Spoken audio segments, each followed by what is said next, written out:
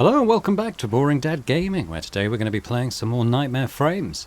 We are in, well, I was going to say in the basement of the Serena Gazette. We're in the basement of an auto repair shop, but that happens to be the old office of the Serena Gazette. We're going to have a search around and see if we can find anything about our elusive quarry.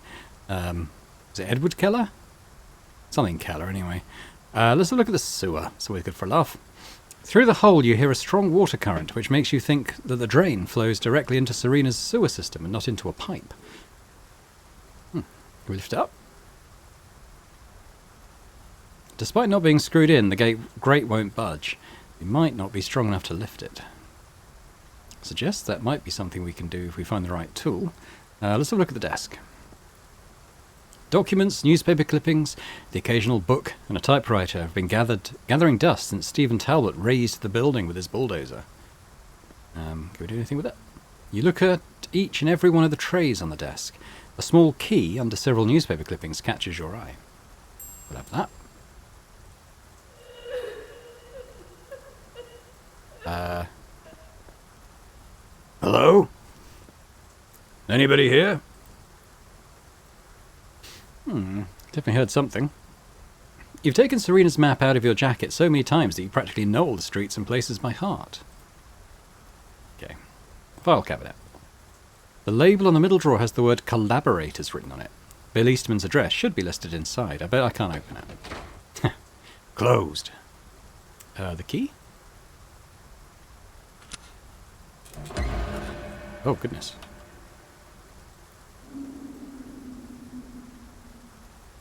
You'd swear you saw something, wouldn't you? That's why you turned around, because you felt a presence down here. No. Let's see. Bill Eastman. You browse through the documents in alphabetical order. Here it is. Bill Eastman.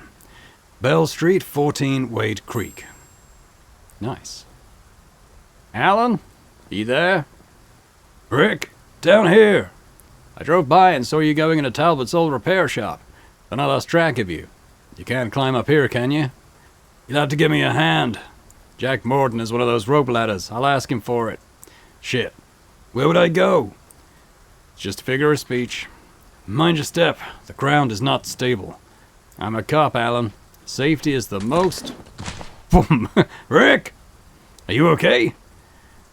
Damn! God damn it! Jesus H. Christ! Can you move? Yeah, I believe so. Who would have thought that being overweight would save me from breaking my back? My fat ass has cushioned the fall. Shall I help you get up? No, don't worry. I can do it. Here goes. Fuck, it hurts all over. The old Serena Gazette, huh? This place gives people the creeps. Why?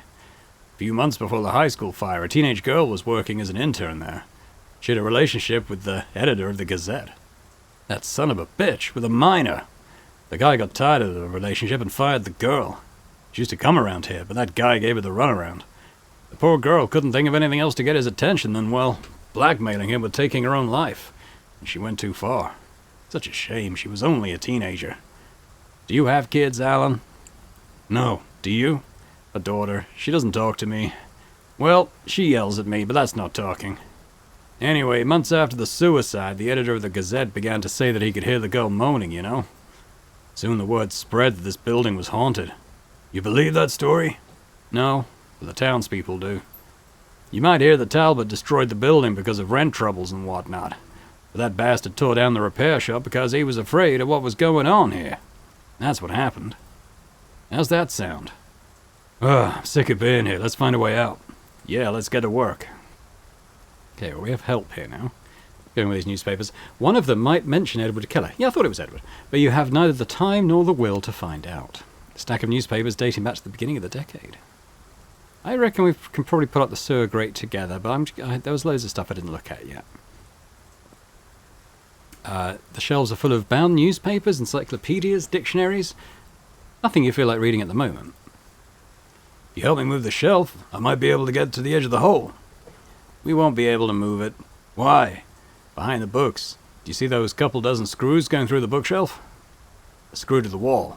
You wouldn't happen to have a screwdriver, would you? No.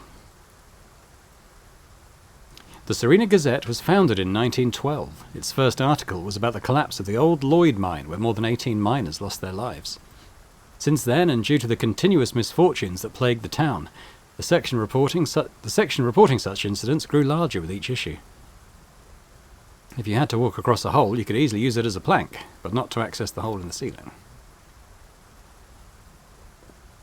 There's no way to get out there, is there? No, debris blocks the exit. If we're gonna be here for a while, we could do like the Count of Monte Cristo. Do you have a spoon? No, I left it in my coffee cup. Since it was founded, all editions of the Serena Gazette were printed at Wade Creek. Having its own printing press was too expensive for such a small print run.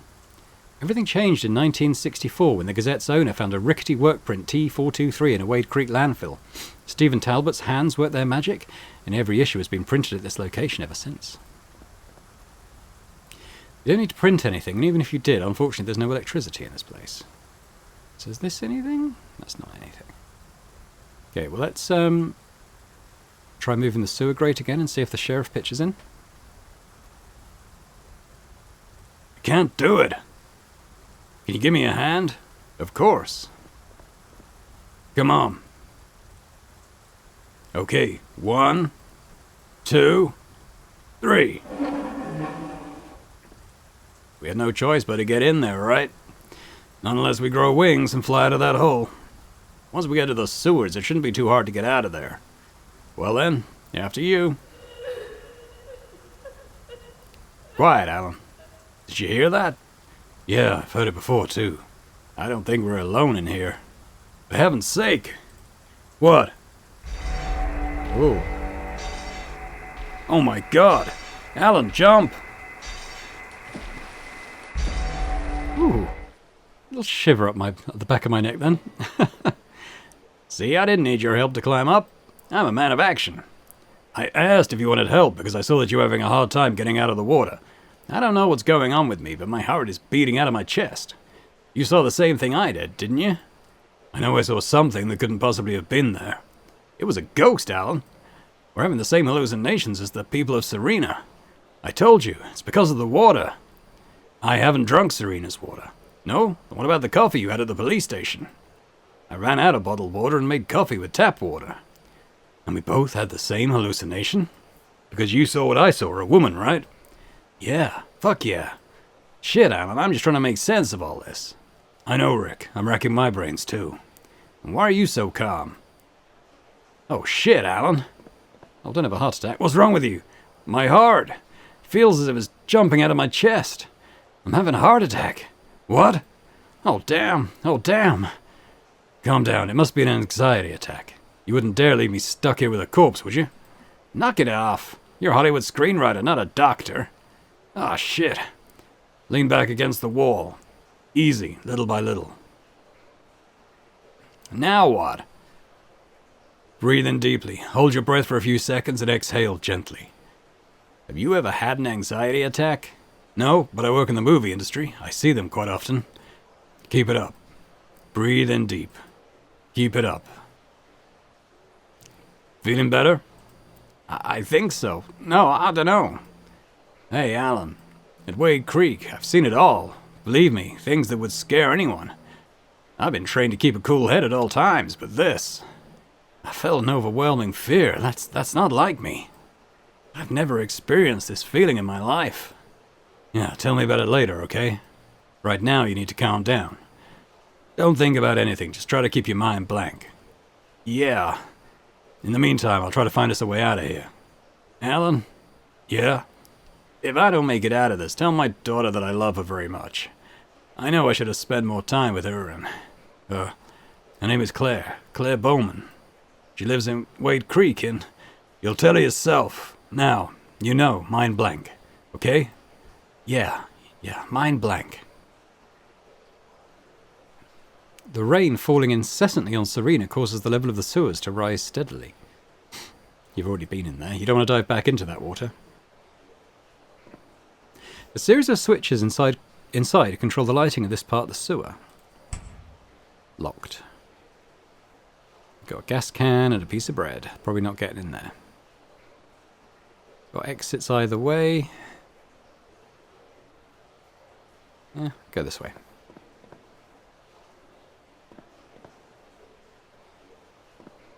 Behind the ventilation grill is an air duct large enough for one person.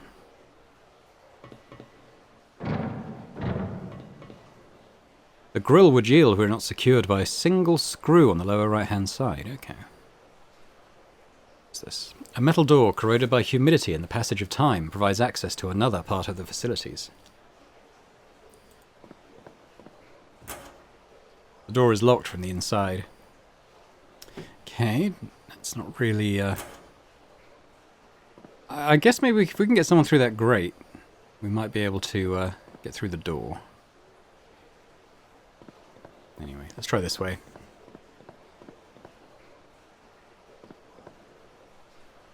Okay. Sealed archway. There used to be an access hatch there that was connected to Caldecott Street. Nobody knows why the entrance was bricked up. There's no way to access it unless you're equipped with a good pickaxe and plenty of time. Or some planks. An old plank rests on the wall. Take it. You touch the plank and discover that it is rotten to the point that it might fall apart if you took it with you. Yeah, great. It's a warning sign to sewer workers. It warns of possible wall collapses in this area. You make a mental note to make your way carefully through the sewer and keep an eye on any possible signs of a cave-in. The uniform belongs to Billy Green Hickey, the Wade Creek Sewer Maintenance Service Officer. A year ago, he was sent in to perform a visual inspection of the conditions of Serena's subterranean infrastructure. He never returned home. A screwdriver protrudes from one of the pockets. Good stuff. What's this? Not sure there's something in the background, but I can't interact with it. Darkness. The sewer network fades into the darkness in that direction. There are several factors that prevent you from going into that pitch-black area. First and foremost is the risk of collapse, as indicated by the sign, but also the lack of a light source. For safety, it would be best to be accompanied by Rick Bowman. Okay. Oh, he's gone. I think there is no way out of, Rick? Hey, Rick! Damn it, where'd he go? Let's go this way. Oh, we got in? Rick? Are you there? You find it hard to believe that Rick would leave without telling you anything. You doubt it was him who closed the door. Alright, well let's get this grate off. The flat tip of your screwdriver is too large to fit into the Phillips screw? Oh. Okay.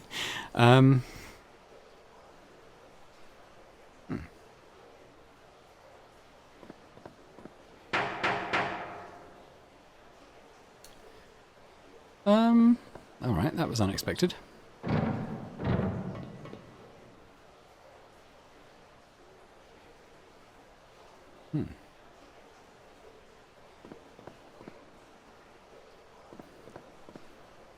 We could maybe open this. You find another screwdriver inside. This time it's a Phillips screwdriver. Okay, great. What else is here? The lighting of the sewers is too dim. If you lower one of the circuit breakers, the visibility will be even worse. Okay. But we got what we need now, so... that's fine. Oh, I left the other screwdriver behind, apparently.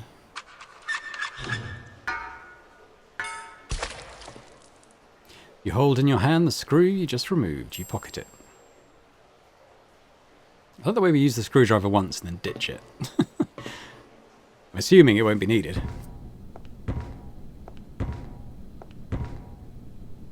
Are you listening to me? Wake up. What's going on here?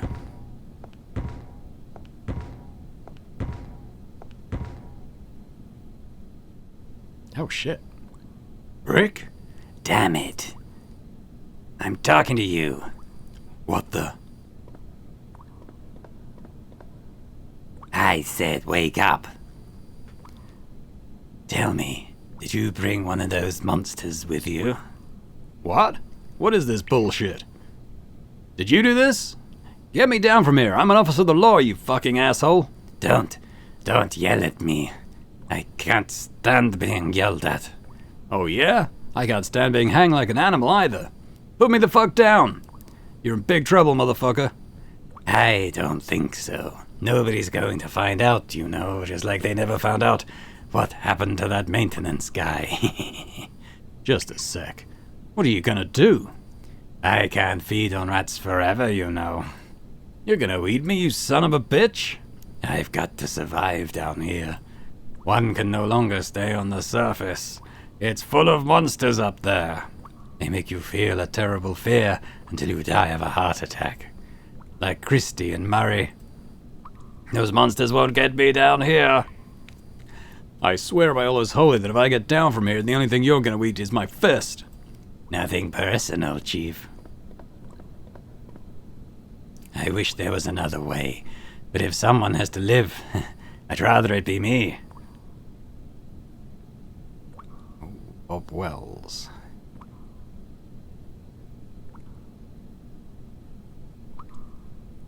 I use a bit of bread to distract him. You know what? I'm thinking this might be a sudden death situation, so I'm going to save. I'll do sewers. Alright, I'm going to see if I can distract him with a piece of bread. Try to get his attention in some other way without getting caught. I mean, that's... yeah. Draw Bob's attention in that direction, eh? Good idea, but try it with something you're willing to lose. Alright, how about the screw?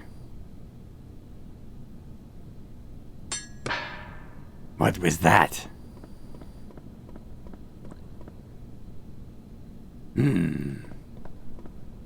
Must have been a damn rat.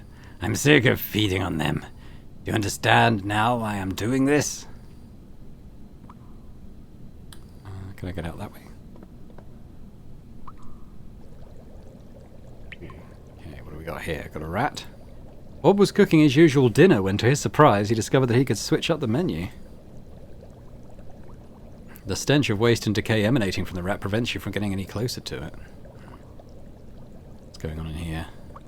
Several vegetables that even a fasting rat wouldn't eat float in more than 5 gallons of constantly boiling water. Everything indicates that Bob prefers to boil his victims rather than grilling or frying them. Burn your hands if you try rocking the drum until it knock it over. If you're thinking of kicking it, consider first whether you have the strength to knock over a drum loaded with more than 5 gallons of water. Alright, what's this stuff? On days like this, Bob Wells usually collects the rainwater that seeps through the manhole covers on the asphalt. Otherwise, he makes do with the water running down in the sewer. You wonder how he can still be alive with no apparent symptoms of cholera or dysentery. Got a water bottle. The wheel turns perfectly despite some resistance from all the accumulated rust. Although it won't do any good, the valve's not working. It's just one of hundreds of pipes that snake through Serena's sewer system. There's a ladder over there. One reasonable approach would be to go outside and ask for help, but by the time help arrives, it may be too late. You decide not to leave Rick behind. Fair enough. Can I put boiling water in the water bottle? Oh no, I've put the fire out. What? Impossible. The water is not boiling. I'm gonna see what's going on. Don't go anywhere, okay? Son of a bitch.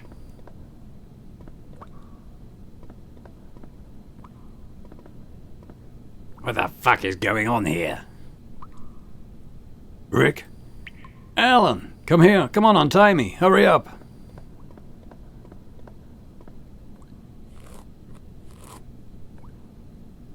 What the hell? But how? Surprise! Not one step further, you fucking degenerate! Watch out, Rick, he's got a machete, and I have a gun. What do you mean by that? Drop the knife, you degenerate cannibal. You're not taking me back to the surface. I'd rather die than... You're quite the marksman. I was pointing at his shoulder. And you, hands up! What are you gonna do with him? What I would like to do with him would land me in jail. All I know is that I don't want to have this scum around. I'll call the guys at Wade Creek and have them take him down there. You're lucky, you son of a bitch, you're gonna eat normal for once in your life. I said you're not gonna take me to the surface. Shut up! I should have slit you open while I had the chance. Look, you have just exhausted my patience. Bonk. That's it. What are you doing? Was that necessary? What? Hitting him with the butt of the gun and knocking him out? I wouldn't have done it if he had only run a stop sign with his car. He wanted to fucking eat me. What you just did is called police brutality. Do you think I'm an LA copper? Do you want to bust my balls? Because if you're gonna bust my balls like this guy did, I can hit you with the butt of my gun too. Now, relax, will you? I'm relaxed. I see. It's all over now, so take it easy.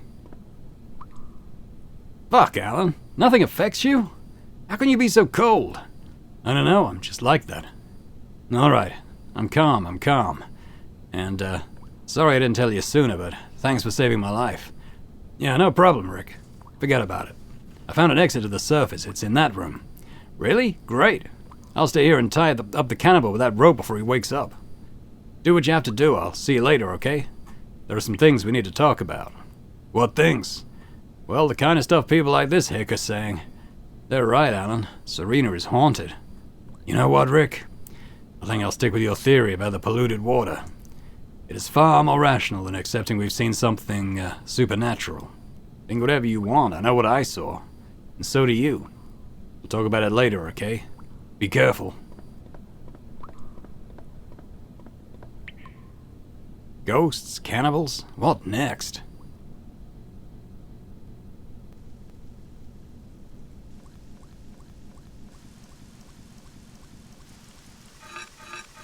Ooh, okay. Is that a crash? Yeah, I'll pause while this just plays out. Yeah, I think it's calmed down a little. Not sure what that was about. You wouldn't think the rain would tax the computer quite so much, but temporary glitch, I think. We're on Main Street, apparently. Jenny Andrews dressed generations of boys for the prom. A week before the fateful Clark Morgan High School fire, Jenny received all the suits that the boys would wear on one of the best nights of their lives.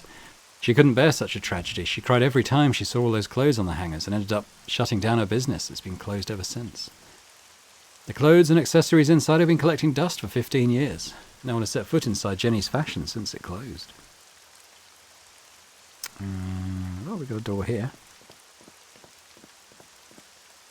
There's barely enough light inside to perceive any shapes, but you hear the occasional cat meowing. Knocking on every door to get information about Keller is not the most rational course of action. Who's this guy?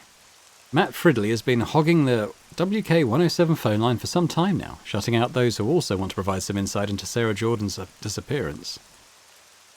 Matt Fridley talks non-stop. You can barely hear what he's saying. However, you can catch a few stray words through the cabin vents. You've seen posters of Mary Elizabeth Hellman all over town, but not a single one for the recently missing Sarah Jordan. O'Connell's old hardware store has been closed for more than 10 years. His son didn't want to carry on with the family legacy, as his dream was always to escape Serena and live his own life. He ended up committing suicide a year later in Wade Creek. Seems to be going around. Drugstore.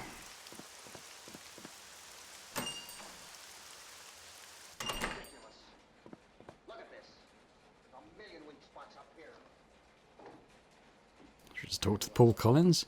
Paul Collins hasn't closed the shutters of the only business open today in Serena since 1956. Neither did his father since it first opened in 1927. He's never left the town and knows no life outside of the counter, and for him, that's more than enough. Weights? You can enter several weights from an old scale. You pick up the smallest one without Paul Collins noticing. Okay. I didn't want to click on the door. I wondered if there was anything there. Tobacco? You've always been fascinated by these places that sell both healthy and harmful products side by side. You notice that the design of the tobacco packages does not belong to this decade. At the gum dispenser.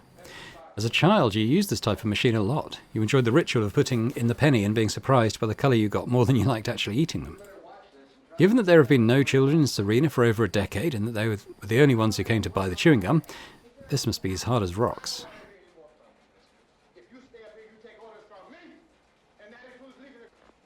What's going on with the counter? Inside the display cases at the counter you can see bottles of liquor, sodas, marmalade jars and nuts. Can I take anything? You haven't eaten anything since you woke up in the cell at the police station, and by now you should be hungry. But eating is the last thing on your mind. All right, let's talk to Paul.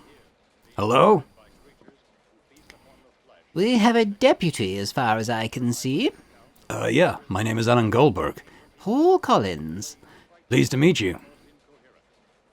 I think this is the first open establishment I've seen. And the only one. The owners of the few businesses that remained have either passed away or left Serena. The locals didn't care much. Repair shops? No one leaves this town, not even to go to Wade Creek. Clothes? They make do with what they already have. As for food, well, I have everything here. There are also a couple of farms in case anyone craves meat or eggs. Does the name Edward Keller sound familiar? Yes. A weirdo wanted to shoot a movie here. He died of a heart attack before finishing it. I think that's what happened. I never cared much for him. Oh, I'll take a look around the store. Perfect. Is there anything else I really want to do here at this point? Maybe not. The Dusty magazine section is issues that were already old before you were born. Several pulp magazines catch your eye. Maybe we'll end up coming back here later when we have a better idea of what we need to do. But for now, let's just go.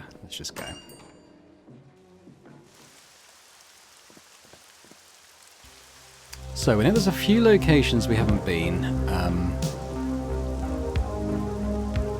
Could follow that, or we could... Let's start with the church, because I can't actually remember why we needed to come here, but let's check it out anyway.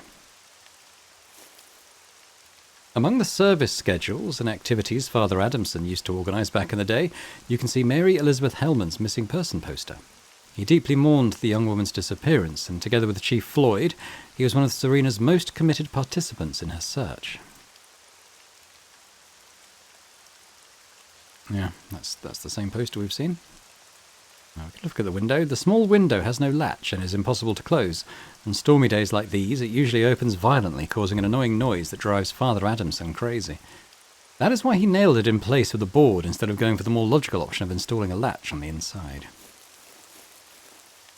The board is securely fastened to the window with 4 nails.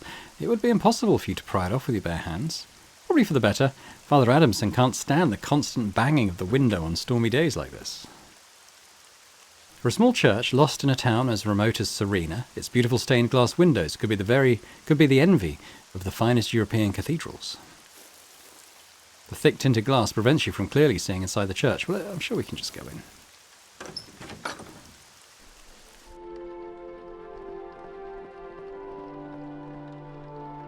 Welcome to the Temple of Jesus Christ. Chief Bowman's deputy, I see. Yeah. And let me guess, you're not a believer either. Well, I only believe in Alfred Hitchcock and Martin Scorsese.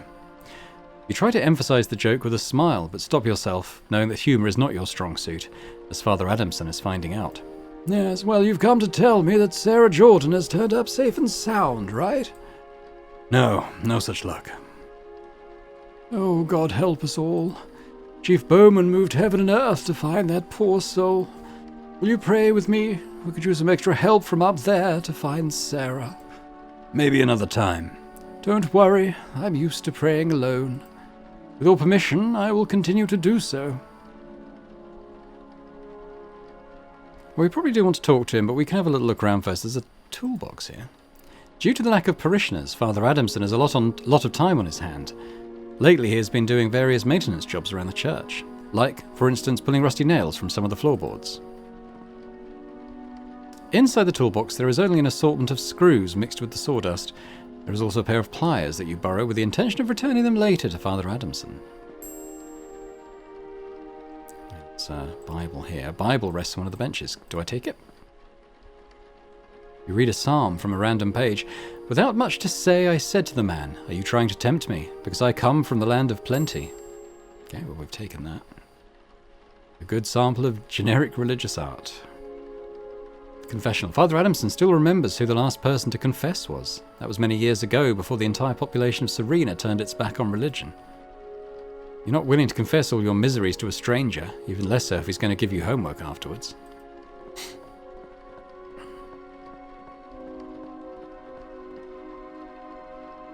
Practically the entire population of Serena passed through that baptismal font shortly after birth. The last to do so was Mary Elizabeth Hellman, who's currently missing. You know what? Oh, I don't have the water bottle anymore.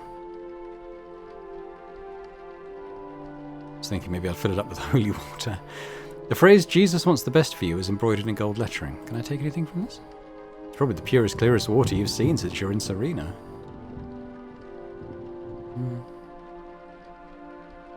Go through the door, into his office, I suppose. I keep it locked. I keep valuables in there, and I want to keep them safe. Okay. Maybe we chat to the guy. Father, I'm glad to see someone walk through these doors after so many years, though unfortunately not to pray. How may I help you? I've been told that you don't have many congregants. No, it has been many years now. Aren't they religious in Serena? They were. Well, they still are, I hope, but they don't go to church anymore. Why is that? I think there was a misunderstanding. You're new around here, but have you heard about the Clark Morgan High School fire? Yes, horrible. The worst tragedy we experienced in years. Serena has always been a very quiet town. It has never had any leisure activities except for basketball. People rooted for the high school team, and the Friday games were always a big event. That night, most of the town was there. Teenagers, grandparents, parents with small children. They all perished in the flames. I held a funeral for all those poor souls, and my words did not sit well with the relatives. In my lecture, I said that we all mourn such a loss, and that we should be proud because God had a plan for them. God's ways are inscrutable, aren't they? God wanted them at his side. Forgive me, Father, but it is pretty insensitive to say those words to a parent who has lost their child. Perhaps pedagogy is not your forte. Bless your ignorance, Deputy. But that's how it happened. The people of Serena turned their backs on God, refused to have anything to do with him or me. Have you tried to bring them back? Yes, of course. But I've made it worse. I suppose you've noticed that the church lacks an altar? No, it's hard not to notice. My pleas for them to return to the church were answered with violence. They tried to burn down the church. Looks like they don't beat around the bush around here. A couple of times I've caught someone trying to burn or vandalize the altar. It's a piece of 17th century craftsmanship brought back from one of my trips to Europe. I can't risk losing it, that's why I keep it locked in the basement. It's not a good place for it, but there's no longer any use for it up here, unfortunately. I'd like to talk about Edward Keller. Edward Keller. Peculiar guy, if I'm being honest. His time in Serena caused some commotion. Why? Someone from Hollywood arriving here with the intention of shooting a movie will always arouse passions in a town as quiet as this one. People went crazy. Everyone wanted to appear in the film or help in some way. But the shoot never took place. Unless he was shooting another kind of film, Keller was rarely seen without his little 16mm camera. I've been told that you had some kind of relationship with him. Well, not at first. I tried to convince him to come to Mass, but he wasn't a religious man. Which I respect, and neither are you, but that doesn't stop us from having a nice chat. Keller was, so to speak, the complete opposite of you. From what I've heard, he didn't inspire much sympathy. A couple of months later, he came to see me. He was dying. He wanted to be buried in Serena, and for me to take care of it. Keller died here in Serena? Yes, his remains lie in a crypt inside the mausoleum at the Serena Cemetery. What did Keller die of? Cancer. The damn scourge. We talked about his burial for a week. The mausoleum has several empty crypts. He thought it was a perfect place for his body to rest eternally. He used to come see me daily with precise instructions, such as the orientation of the tomb, or to insist that no one should have a copy of the key to the crypt. Very strange and specific requirements. Do you have a key to the crypt? I only know that he had a copy of the key, but who knows where it is. What was the reason for all these instructions? He was a man of very few words and concise answers. One day I went to ask him why he wanted to be so meticulous about his eternal rest. I never knew. I found his body on the floor. Where did he die? He occupied the former home of the Marsh family. It had been abandoned for almost a century. There is a road on the left to the entrance to the village. If you follow to the end, you will find the house. New locations. He was not a believer, but he had a funeral and a Christian burial. Yeah, that didn't matter to him. He just wanted his remains to rest in this town. No one came to his funeral. I tried to contact his relatives, but I couldn't find any. Oh, well, thank you for your help. If I may ask, what interest do you have in Keller? You people remember him anymore? Police matters? Something like that. So he didn't shoot a movie here? My guess is that if he always carried his camera with him, he must have shot something. But he didn't have a film crew with him. People, you know. The only thing I saw him do was film people with his little camera, and they were happy to oblige. Did they act? No, they simply stared at the camera in silence. I've no idea what he wanted that footage for. Thanks for the time. You're welcome, Deputy. As much as I enjoy talking to God, every once in a while it is good for me to talk to someone else. Okay. Pretty good. We've got a couple more locations to visit. Oh, this guy. I didn't take you for a religious man, Mr. Goldberg. Fuck, I can't believe this. You followed me all the way here? I told you that Mr. Ross was not used to getting a no for an answer. Don't worry about me. I'm only here as observer. Observer my ass. If I find Keller's film, you'll see to it that it doesn't make it to Helen's hands, won't you? Do not speculate. Mr. Ross only wants to look after his investment. Investment? Damn it, what investment? That film does not belong exclusively to you, Mr. Goldberg. What are you going to do when you get that film? Let me guess. You're going to take it from me. And you'll do it at gunpoint, won't you? This is not one of your movies, Mr. Goldberg. Mr. Ross might triple his offer when the time comes. That will be all. Bullshit. Believe whatever you want, Mr. Goldberg. I'm going to report you to the chief. I see you're dressed as a chief of police. Nice strategy. Everyone will be willing to offer their assistance to a law enforcement officer. Anyway, why would you report me? For harassment, damn it! You haven't stopped doing it since Los Angeles. I'm just visiting this charming town. I don't believe I'm committing any crime. Don't get in my way. I can't help but notice a threatening tone in your words. You don't need to worry. I am here to help. You want to help, huh? Get out of my sight. Anyway, if you need help... I don't need any help, least of all from you. One never knows, Mr. Goldberg. One never knows. Damn it. Okay, I'm wondering with these pliers if I can pry this board off the window. The banging of the shutters against the window is really annoying. Probably more so from inside the church. But I do... Did I get anything? I didn't get anything.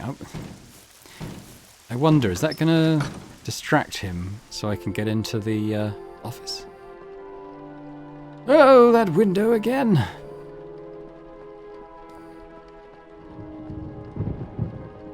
He did say he keeps it locked.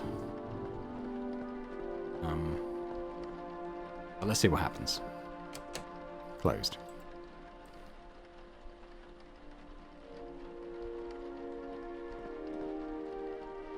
Anything I can do? Put some bread in the water? Okay, well, I've distracted the priest. I'm just not sure what I wanted to do with that yet. I'm guessing maybe we'll find something to open that door with, but probably not yet. Instead of worrying too much about that right now, let's head to some of the other locations we've got. So we got Marsh Family House, that's where Keller lived.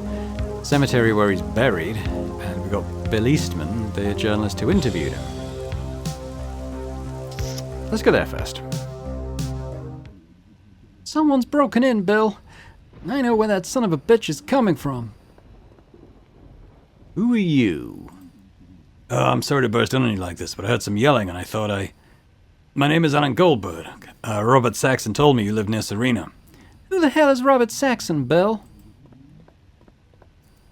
Robert Saxon. Yeah, a great friend. Long time no see.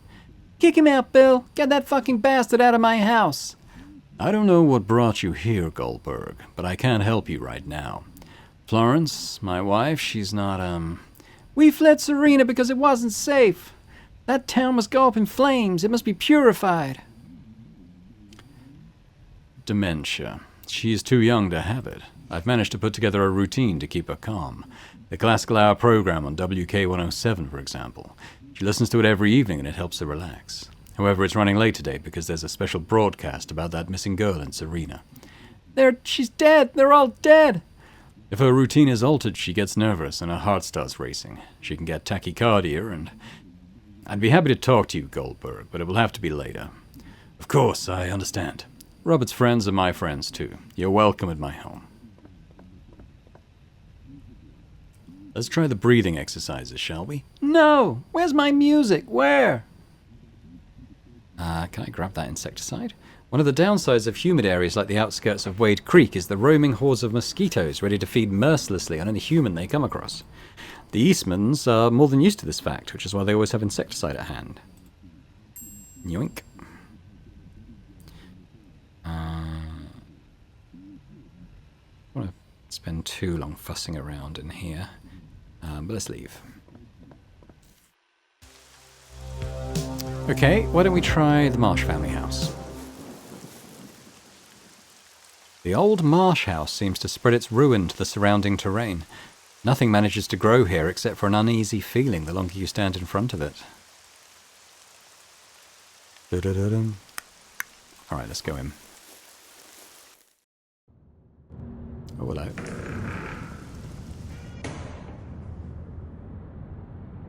Well, I suppose that's the most obvious thing to look at right now. Keller's obsession with the occult seems to have verged on insanity. Upside-down crosses, a ram's head, and several strange symbols make up the sinister pentagram that Keller drew with... paint? You're not quite sure. Okay, I'm going to guess that we use this gas can on this generator.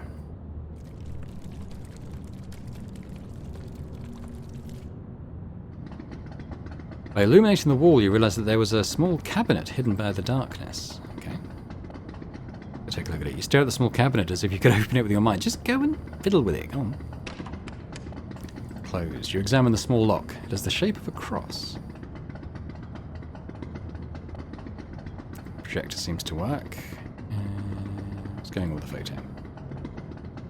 Nelson Marsh's gaze seems to follow you no matter where you stand. The person with the gruff expression is Nelson Marsh, former owner of the place you're standing in. He spent his last few years of his life locked up in his house, avoiding any contact with the outside world. What's this? We got a corridor, we got a room. Let's go in the room. It wouldn't be hard for you to make your way through the rubble, but you don't see anything that could be useful to you in there. Okay, corridor.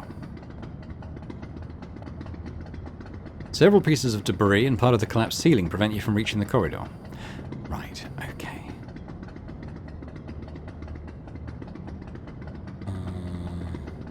Switch. Lever's broken, but you can still flip the switch. No electricity, and judging by the generator Keller was using, there may never have been. Okay. I'll turn the generator off. Oh. Guessing I probably need to find the key elsewhere, so I guess we leave then. We'll head to the cemetery.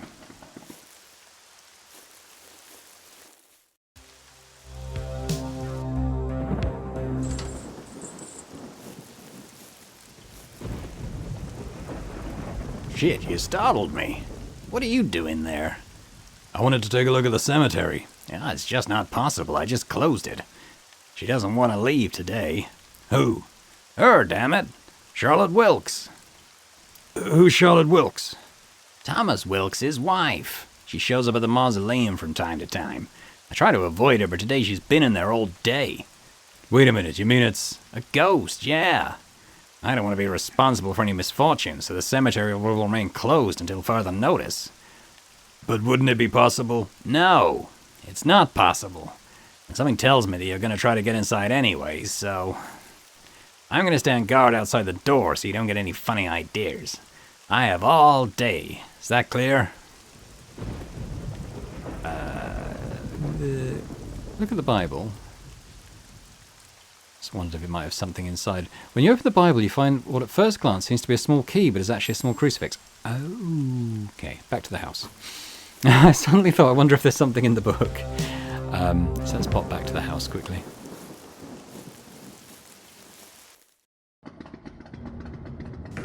I wasn't expecting to be that. I thought maybe there'd be like a sort of a false inner to the book, but... Inside you see a key with a label. No, it can't be. The key was lying on a small film reel. Is that the film you were looking for? There's only one way to find out. Yeah, I guess. You place the film in the feed shaft, and with a satisfied smile, you flip the switch on the drive motor.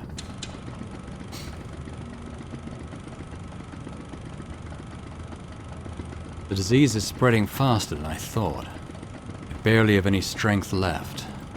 I'm running out of time. Although coming to Serena to conclude the ritual was the best idea I ever had, the city's history has been written in blood since its foundation. There is no corner in town where there hasn't been a tragedy. This house, for example, it's perfect for my intentions. I can still smell the misery. Nelson Marsh got up early that day. He butchered his 3 daughters and his wife before the clock struck 8.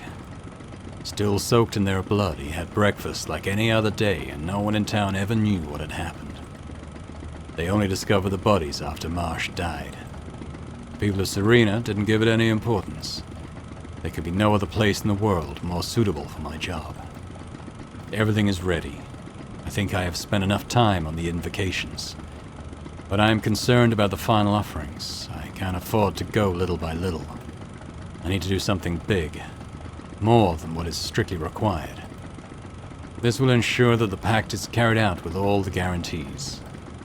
I can't wait to feel their fears, to shape them, to become...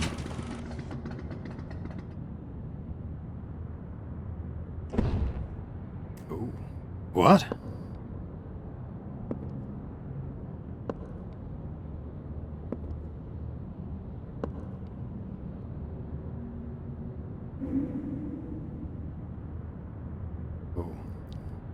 Hey, you in the house! Get out of there, damn it! You look around the room hoping to see some trace of the phenomenon you've just witnessed. Are you deaf? I'm not gonna repeat it anymore. Get the fuck out of there!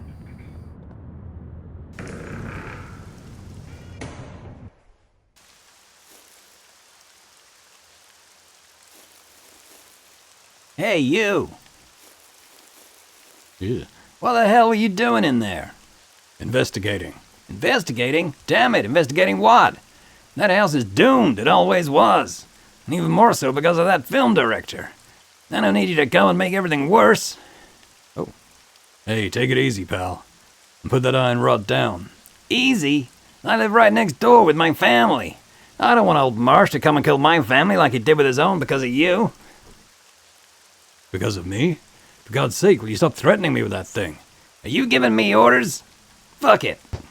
Ow! Oh, that'll teach you not to stick your nose where it doesn't belong. And don't come back here.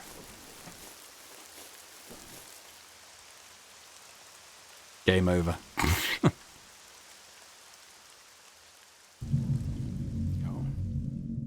Want to see what I shot, Alan? They are right. It's the scariest movie ever.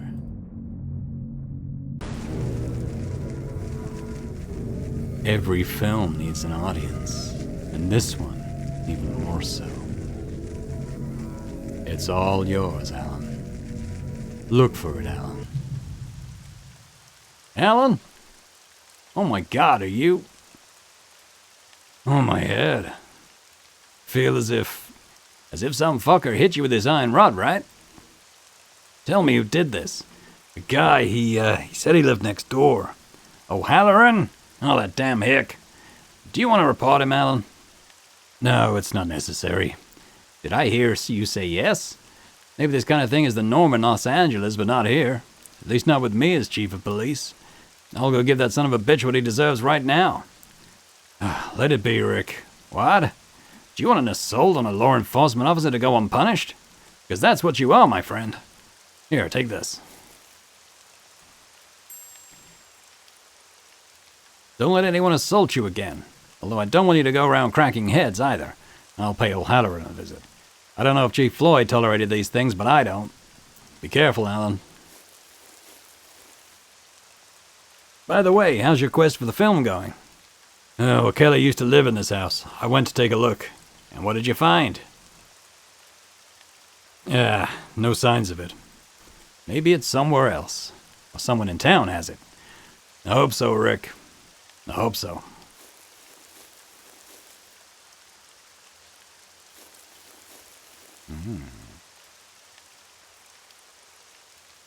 Okay, I think we're probably done here. So that key we got, what does the label say?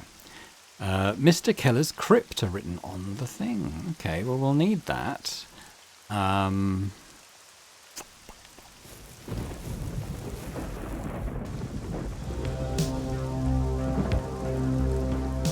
don't suppose that would get in us in the priest's office. Probably not, I'm guessing. We can talk to this guy again. Is there anything I can kind of get him to persuade him to leave? Willie? Willie. How could I get into the cemetery? You're law enforcement officer, ain't you? Get a warrant, and we would still have to talk it over. Do you really believe that there's a ghost in the cemetery? Not in the cemetery, in the mausoleum. And if I can't get rid of her, at least I can make her stay there. If she gets out of there, we'll all be doomed. She was already cruel when she was alive, so I can't imagine how she'll be in death. Is there anything I can do for you? Well, being polite, so I'll let you in, right? Forget it. That won't work on me. I'm leaving. I'll be right here. I don't trust you. We spray him with insecticide. Yeah, maybe not. Does he want some stale bread? No. Does he want to be smacked in the head with an iron bar? No. Pull his teeth out with pliers? No. Drop a small weight on his head? No. Willie Baxter has closed the access gate to the cemetery with a padlock and a thick chain. As an extra security measure, he's setting up guards so no one can enter. What are you trying to do? Nothing. I hope so. Nothing really else to interact with. Okay, in terms of leads, I mean,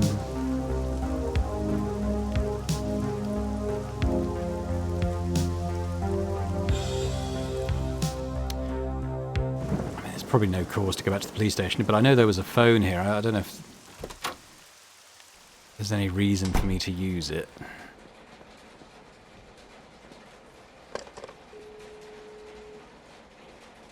What about Ruskin? Ruskin Productions, Hollywood. Chief Bowman called this morning. I think I have the number here. Yes, here it is. Just a moment, please. Ruskin Productions, Pam speaking. Hi, Pam. Alan, Christopher's been trying to contact you, but he couldn't reach you. I wanted to suggest a scene for the second act. I'm not in LA right now. Where? Serena, near Sacramento. In search of inspiration? More like looking to change my luck. When are you coming back? Soon, I hope. Oh, that's fine with me, Alan. Use the time to clear your mind, okay? I'll certainly try. Do you need anything? No, I'm fine. Then I'll let you go for now. I've got a call on the other line. Take care. Yeah, kind of what I figured. What about Joe's Diner? Joe's Diner, Hollywood. Yes, I got the number right here. The chief has been talking to them tonight. Just a moment, please. Joe's Diner. Best burgers in all of Hollywood. I'm Karen. How can I help you? Do I always have to say that, Joe? Karen, it's Alan. Vicky isn't here, Alan. You want to talk to her, didn't you? Yeah, actually. You miss her, huh? You two should fix things up. Anyway, she dropped by this morning to see if you were around. She's very happy with the shoot and wanted to thank you. Who is it? Alan. Give me that phone. Hey, you. Wasn't it enough leaving me without a waitress that now you have to distract the only one I got left? Aren't you happy that Vicky has achieved her dream? In a movie where she has to show her boobs? Well, yeah, I'm happy for her. But we're up to our ears in work, so don't sidetrack the staff. Okay? I just wanted to... Oh, he hung up. All right.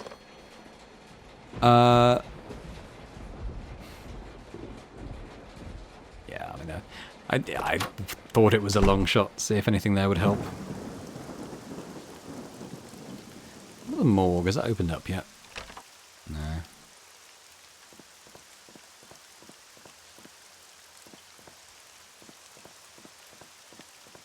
We could go back to Eastman's house, maybe, because we've been knocked out for a while. Maybe it's later now. In a telephone call, a guy is theorizing that the disappearance of the Jordan girl is connected to that of Mary Elizabeth Hellman in 1975. He also has the theory that Serena's entire history of misfortune is due to the fact that one of the witches in the Salem trials was originally from Serena. You memorized the phone number. The host cuts her caller off and says, "Just a reminder that you can call us at 555-3231 if you have any information about the disappearance of Sarah Jordan." You notice in her voice that she's wishing the person on the air would just get his call over with.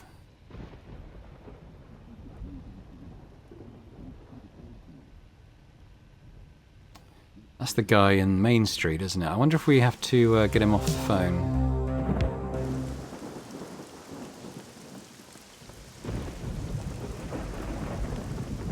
Whack an iron bar on the telephone booth. If your idea is to get Matt Fridley out the booth, try something else. Okay, what about insecticide? Oh, it worked. I've got to go, Cynthia. I can't breathe. I'll try to call back. Still have more to say. Right. Why don't we try going back to the Eastmans now?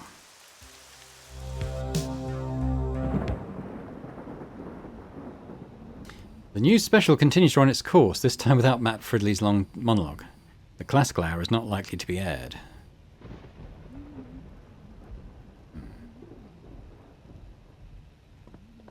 Could use the phone myself, maybe. I mean, I could use the one in the police station, but I guess I'll try using the one in the main street first. Okay, don't want to go inside because the insecticide. Yeah, okay, fine. It's saying to go to the police station, which I kind of figured anyway, but hey.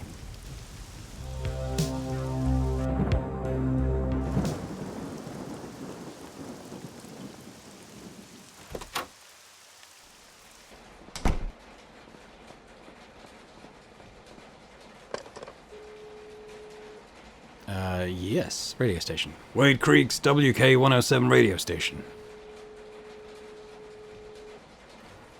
WK107, Doug speaking. Are you calling to go on air and provide information about Sarah Jordan's disappearance? No, actually, I think the program is dragging on a bit. Shouldn't you be airing the classical hour already?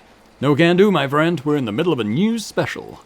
I've been listening to it. You just had a guy on air for I don't know how long who didn't contribute a single thing. I know the way that the media loves to gloat over stories that can be done within 5 minutes.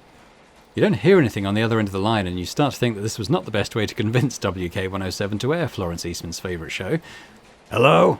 Listen up, buddy. We believe we're providing a public service by attempting to gather as much information as possible about this poor girl. I've no doubt about that, but there is just no information to gather. Chief Bowman has not been able to find her, and he doesn't have any leads either. How did you know that? Because I know the chief. So the best thing you can do is to wrap up the news special and resume the regular schedule. Can I be honest with you? Please. This is a small radio station. It's very difficult for us to generate our own content, so this is a huge opportunity for us. Do you want content? I can give you content. I'm a Hollywood screenwriter. You can interview me if you wish. Hollywood screenwriter? What films have you written? Does Lunatic ring any bells? Wait a minute. You're the screenwriter of one of the highest grossing films this season? I'm sure you have a lot to tell the listeners. Yeah, I'm Alan Goldberg. You can check the credits. And you would really give us an interview? Yeah, as long as you air the classical hour when I hang up. Oh, consider it done, my friend. You drop by the station tonight, shall we say 9 o'clock? Perfect. You can't see Doug, but right now he's tapping on the glass of the booth, letting Cynthia, the announcer, know that the newscast is over. All right, Mr. Goldberg, we look forward to seeing you tonight. It'll be my pleasure. Much to your own surprise, you realize that you wouldn't have a problem giving an interview to a small radio station. What's going on with you, Alan? A day early, you'd have turned down even the Hollywood Reporter. Still, you know that the interview won't happen. You have too much to do. Such as talking to Bill Eastman. Yeah, let's go do it.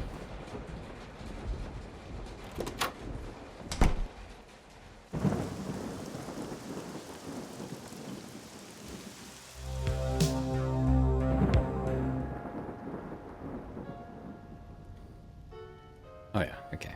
So the radio's on. Ahem. Lawrence has calmed down, so I can attend to you now. How can I help you, Goldberg? I'll get straight to the point. I'm looking for Edward Keller's lost film, and apparently you were the person who brought attention to it.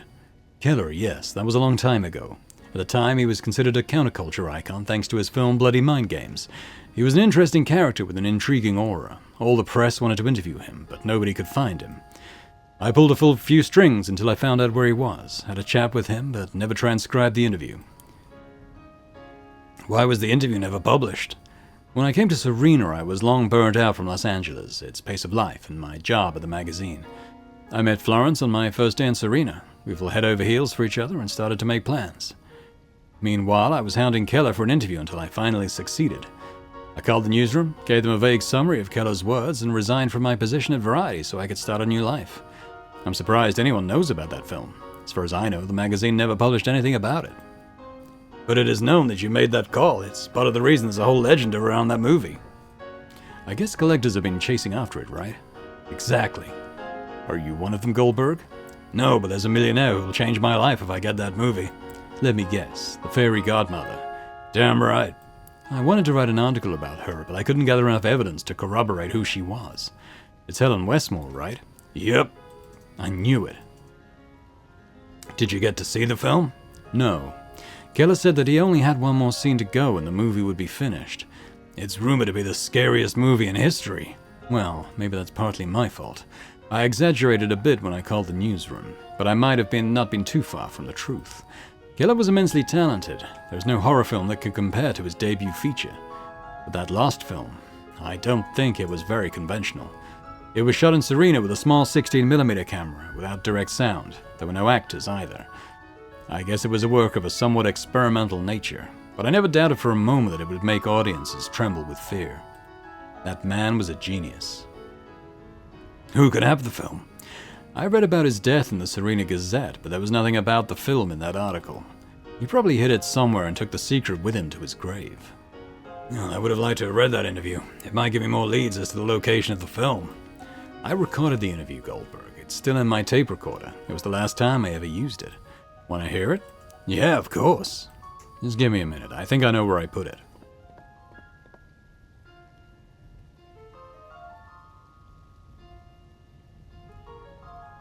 Florence is entranced by the music coming from the radio. From time to time, she flashes an indulgent smile. One day I saw him in the bar. I don't know how much he had drunk, but he could barely stand upright. He was lucid, yes, but completely drunk. He'd already denied me the interview several times, but I took advantage of his condition and tried one last time. And it worked. This is what he said. First of all, I want to thank you for granting me this interview. It's well known you're not fond of them. My work speaks for me. I'll leave the recorder here between us if that's okay. What did you say you wanted to drink? Whiskey. Are you sure? Haven't you already had a few? Who cares? I'm already dead. I'm sorry, what? I have cancer. I'm not going to last long. I'm sorry, are you getting some kind of therapy? Oh yes, I definitely am. Alright, and what is the child having? Who are you calling a child, bozo? I'm old enough to drink. Okay, sorry. A beer. Whiskey and beer, okay. Waiter, whiskey and 2 beers, please. Shall we begin? You have been spotted around Serena shooting with a small 16mm camera. No crew and... No crew? What about me? Please excuse my assistant director. He is young and impulsive. Yes, what are you shooting exactly? My new film. It will be different from bloody mind games. Smaller, less conventional, but really terrifying. What do you feel when you watch a horror movie? Fear, anguish. But as soon as the projection is over, it all fades away. It is a false sensation. That can be considered a failure for any director. You want to go further? I am going further. Here you go, gentlemen. 1 whiskey and 2... What the fuck are you doing, Patrick? Rolling a joint. Problem? I'm not gonna let you smoke that hippie shit in here. What the fuck is wrong with you, man? Everybody's smoking. Yeah, but not that shit. Wait outside, Patrick. I'm taking the beer. This ain't over, Gene. Watch your back. Damn kid, always making trouble. What do you mean? When you say that you're going further, what do you mean? More blood, more killings? That's for amateurs. I have found a way to shoot a film and have the audience feel the true essence of fear. They won't be safe during the screening, and if they make it out alive, they will carry that fear with them for the rest of their lives. And I will feed on their fears. That terror will make me, Edward Keller, transcend. I will be immortal. Wow, that'd make for a pretty good tagline. Do you think I'm joking? Do I look like I don't take my job seriously? Can you see why I don't give interviews? You are not ready to hear the truth. I'm sorry, I didn't mean to offend you. Please accept my apologies. When will we be able to watch this film? It's almost ready. All that's left is to shoot the big final scene, the one that will make... I think I'm wasting my time with you. I'm leaving. I didn't mean to offend you, please stay. What an asshole. Yeah, he didn't inspire much sympathy in the town. Who was that kid in the recording? Patrick Robinson. I'd completely forgotten about him. He was a troubled orphan who used to run around Serena. Keller became fond of him and took him on as an assistant. If he helped make the film and Keller is dead, he may be the only person who knows of its whereabouts. Probably. What happened to him? Is he still hanging around Serena? He wasn't quite right in the head. He set himself on fire. Did he die? No, he managed to survive. It's said that he lives in a caravan in the middle of the forest. And if the locals know, they won't tell you. They sleep better knowing that Patrick can no longer cause any more harm in this town. Tommy? What was that, darling? Tommy, the village idiot. He does his grocery shopping for him every week and takes it to him. Bill Eastman's eyes begin to water. It's been a long time since he last heard his wife's warm, soothing voice. Find Tommy. He's a tall, rather peculiar guy. You'll know who he is when you meet him. I'm glad you came, but if you'll excuse me, it's been a long time since Florence. I understand. Go to your wife. Thank you for the information. Good luck on your search. Thank you.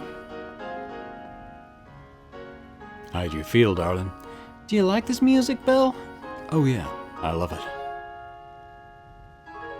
Okay, lead them to it. So I reckon if we go to the... oh yeah, that's him. That's going to be him, isn't it?